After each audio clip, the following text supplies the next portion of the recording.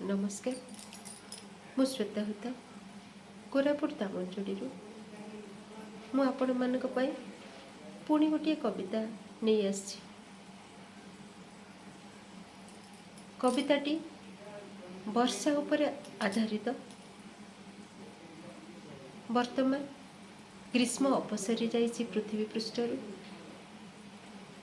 वर्षार आगमन हेछि। झिपझिप झिपझिप वर्षा सांगकु बेंगर रड़ी। दांड आगे पानीर सुओ छुटी। आउ धरणी राणी सबुजिमारे भरी हो उठी। सते जमिति से सबुज रंगर शाढ़ीटे पिंधि। रथयात्रा पाखे आसिलाणी। जगन्नाथ रथारूढ़ हेबे। शह शह भक्त तांकर अपेक्षारे। चाषी भाई आखिरे स्वप्न तार फसल भल हेबो आउ घर को तार लक्ष्मी आसीबे। समस्त पेटरे सी आधार देव। किंतु दुखर कथा हुई जाए चाल छपर एवं माटी घर गुड़िकरे एसबू को नहीं से सुंदर भावरे गोटे गीत रचना करछंती। गीतटी र शीर्षक है बरसा आसुछि बरसा आसुछि। शुणु भावुची आपण मन को मन को निश्चित भाव में छुईब। बरसा आसुछि बहे धीर समीरण। ग्रीष्म तापे तप्त थिलाए धरणी शीतल सबुरी प्राण। झिरी झिरी झरे बरसा पवनी हली हली वृक्ष लता। थिरी थिरी कहे रहिला जीवन धन्य हे प्रकृति माता। प्रबल बेगरे धाए वर्षा जल देखी लागे मने भीति। नदी कूले लोके ए बरसा दिने थरु अछि तांक छाती। किए जाइथिबो कुली खटिबाकू अबा किए माछ धरी। घरे पांच प्राणी कुटुंब ताहार बंचुथिबे डरी डरी। झाटी माटी कांथ जरी घोड़ाइन उठुथिबो पड़ुथिबो।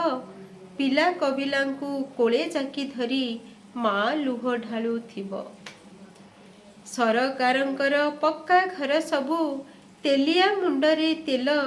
नुआ बरसाखू देखी चाषी भाई सजाड़े हल लंगल। 8 दुमुकाणी 16 असराए धान चाष हेबा पाई। 32 झिपि झिपि 64 कुंडा भूरा तेबे धान पाचे जाई।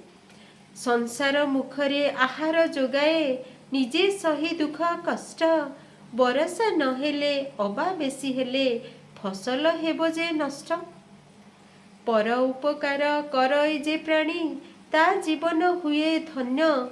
सेथि पाई परा शास्त्री कहिछंती जय जवान जय किसान। मेघ बरसिले सकले हरस बेंगुलीर बाहा घर। टाणी मेघ छती मंगल आलती बाजे बाजा घड़ घड़। कुआ पथरर झुमुका पिंधिन नाचई बरसा राणी। आगे झुमु झुमु परे छम छम तालबे ताल न जानी। झड़ई झुमुका गोटी गोटी होई पड़ई कुआ पथर। जगन्नाथंकर गुंडीचा जातरा पाखेई गला एथर। वृक्ष डाले लुचि विहंगे डाकंती आहार मिलिब काहू। बरसा छाड़िले पोको जोको खुंटी मेंटाइबे भोको दाऊ। नाचई मौर चातक आतुर ढोकोई बरसा जल। काहा पाई सुख काहा पाई दुख काहा पाई प्रतिकूल। पद्मनाश गला कई विकसिला सरोवर जल पूर्ण। विश्व स्रष्टांकर आदेशरे सिना चले प्रकृति नियम। अति सुंदर लेखाटी मो मन को तो छुई जाइछि। आपण मानक मन को भी निश्चय छुईब। आपण माने श्वेता क्रिएशन रे एसबू कविता देखिपारे।